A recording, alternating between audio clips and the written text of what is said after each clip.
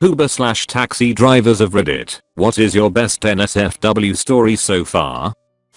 Someone in my car. It looked exactly like the poop emoji. She did it through her skirt right as she was leaving the car. I didn't know at first. I drove around and kept spraying Febreze back there wondering why this smell won't go away. Then I looked back and saw she left me a farting gift. I'd be more upset, but damn it that woman eats her fiber, and it was a perfect turd. I respected that, but still charged her a $150 cleaning fee. I have bleach and sanitizer and paper towels for exactly this occasion.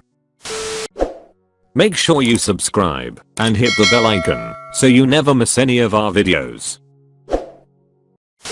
Picked up an Irish couple at a concert. The drive was an hour away. Looked back to merge into traffic and women was going to town giving her man a BJ. I turned up the music and just let them do their thing. Another ride picked up a super drunk woman. She was getting frisky placing her hand on my leg as I drove. Made up an excuse that I had to shift. Standard. When we got to her place she asked, "Well, are you coming up?" I told her I was in a committed relationship. She says so? Told her, I really can't. Just then I got a ping for another trip and that was that. She was beautiful though. Picked up an Uber pool once. The first was a woman. The next stop was a man. Heard them chatting, laughing. Then it got quiet, turned around, and they were making out. Guy's stop was first. The woman got out with him.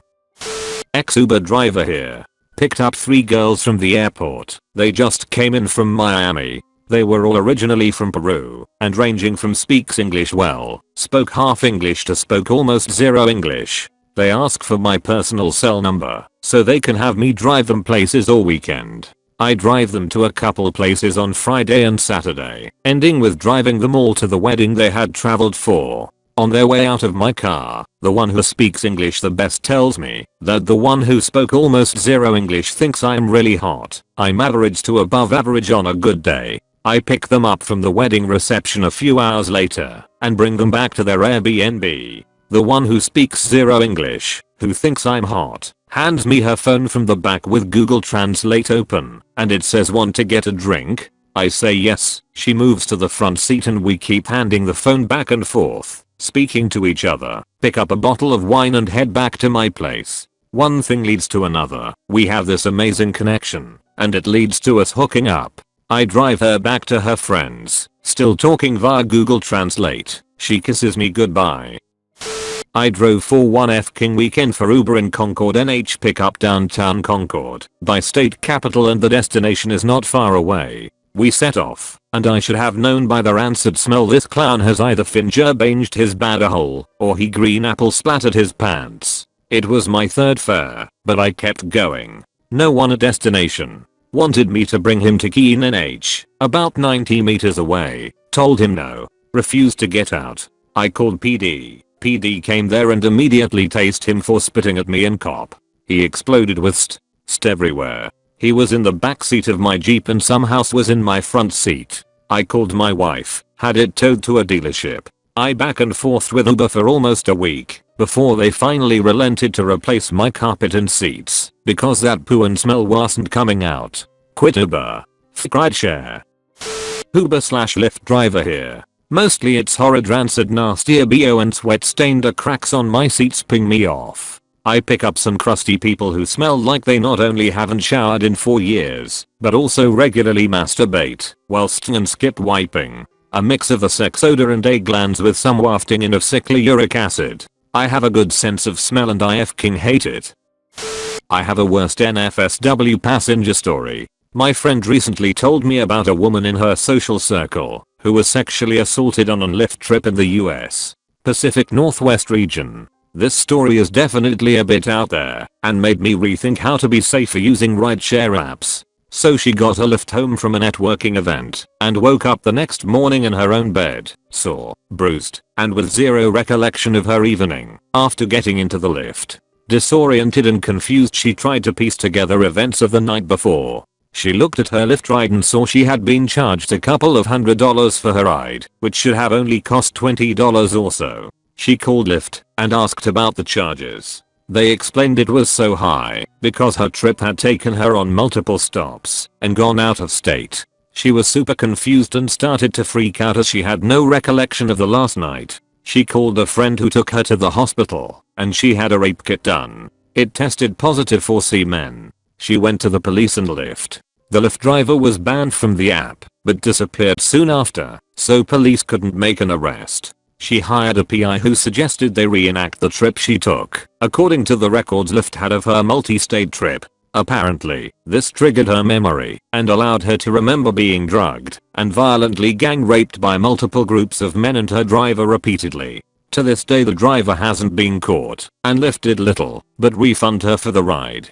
I was pretty shocked and horrified by this story. I ride Lyft and Uber pretty regularly.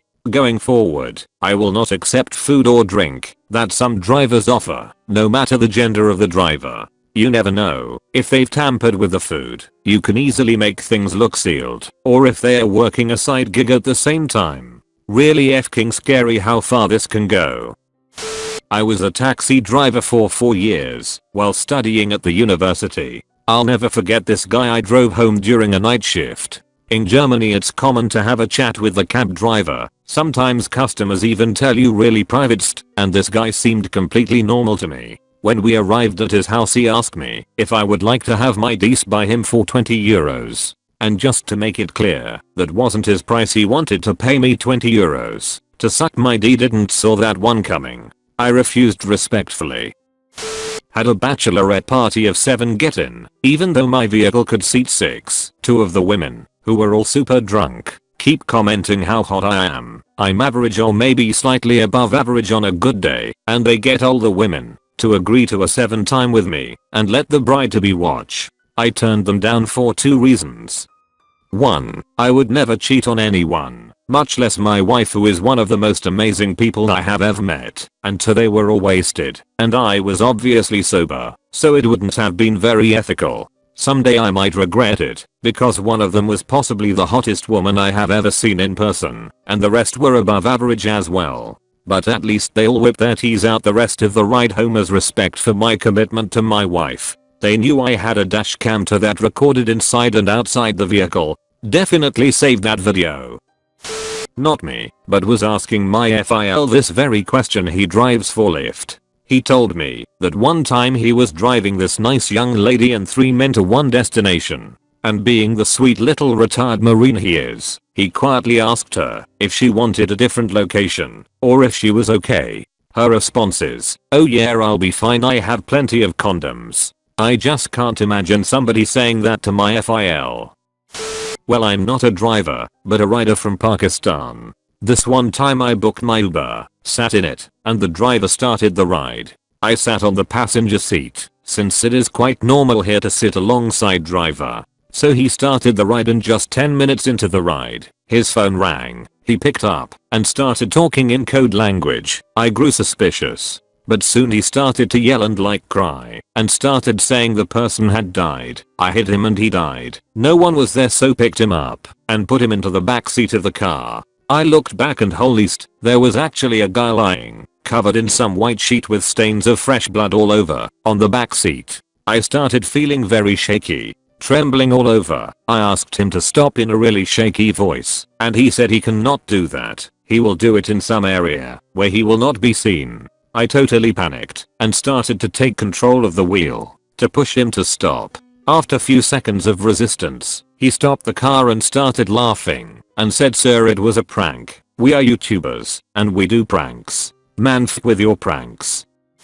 Probably not that bad compared to other stories, but is a memorable one for me. I was driving these 3 larger unattractive women, probably late 20s, back from a house party, and they began talking about problems they've encountered while partying and clubbing. They speak as if they get hit on and get with a lot of guys.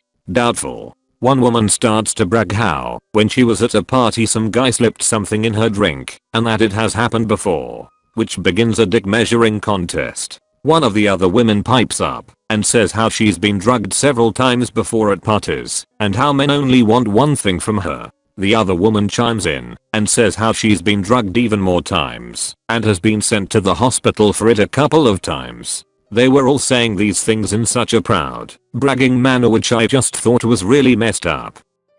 I used to drive for Lyft and Uber for a couple of years. I picked a guy up from the club one Saturday night. He sat up front, which I had never had a problem with before. I kind of appreciated it most of the time, because it's a green light to be friendly and make conversation. As soon as we get going it became clear that this guy was wasted, horny, and interested in me. He kept telling me that I was so nice and touching my arm for no reason. Made me pretty uncomfortable, but I figured it'd be over in a couple minutes, so I just tried to be polite while hinting that I wasn't into it. We pulled up in his driveway, and he told me that if I went into his house he had a big tip that he wanted to give me.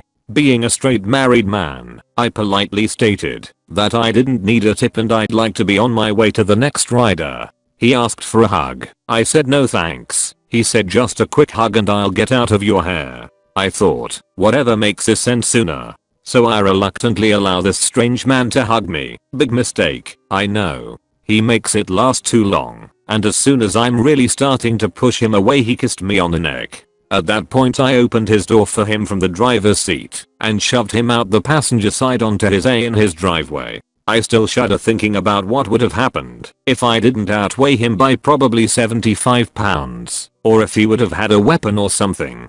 Just that one neck kiss made me feel so violated. I called it quits for the night and took a very long shower. I felt like I could feel his lips on my neck for the rest of the night. It felt filthy. I can't imagine what a real sexual assault would make a person feel like, but I feel like that night gave me just the slightest hint, and it felt horrific.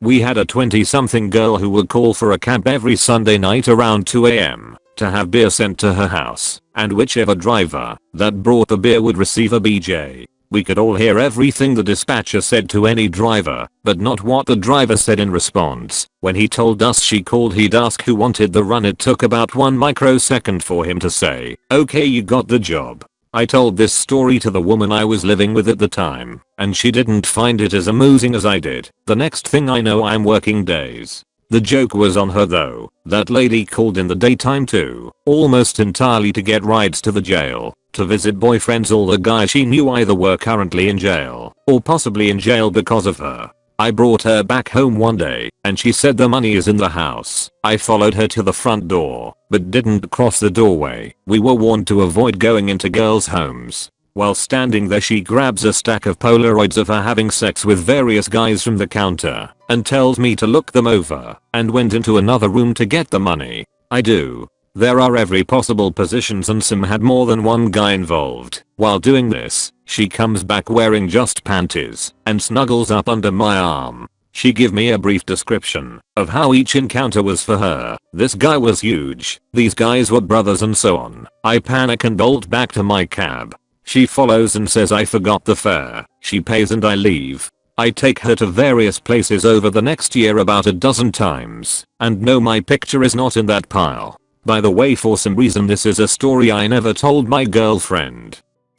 I really only have two at this point. First was during me taking a group of people home from a party. Got to talking about my social life. I have none as of this writing, and my family status. I mention I'm single and always have been. The woman in my passenger seat asks if I have children. I reply that I have not. She asks about girlfriends. I reply I never have. She gasps and asks if I've ever had sex. I reply, again, negative, all of which are true, unfortunately, and she asks my age. I'm honest with her about my age, and she asks if I want to stop and have dinner with her. I say no. She then asks if I want to come in and have breakfast with her, placing her hand on my thigh and rubbing. I reply that I already have another client lined up, and as she'd been talking most of the time up till that point about her husband, it probably wouldn't have been the best idea. Second was only a few weeks after I started driving. So first, technically, I was temporarily off filling my gas tank when a, shall we say, user of hard drugs walked up to me. She was rather clearly affected by the long-term effects of these drugs, pock marks, track lines, terrible complexion, open sores, probably looked about 20 years older than she was, so on and so forth, and asked if I was available. I said once I was done filling my tank up I would be more than happy to take her somewhere if she used the app to guarantee payment. Didn't trust her at all at that point. Long story short, she ends up offering to spend the night with me, letting me do whatever I wanted to her in return for taking her home, which she indicated was a few blocks away, but for all I know, could have been hours. I politely said no. Friday night about midnight I had a trip with 4 middle-aged women. Halfway through the trip one starts talking about how they like double fisting and how even they've never cheated on their husband of 20 plus years they sure considered it with this guy named Johnny, whoever the fuck he was lol. Then started talking about doing edibles and squirting lol. It was my first time ever working past 9 PM.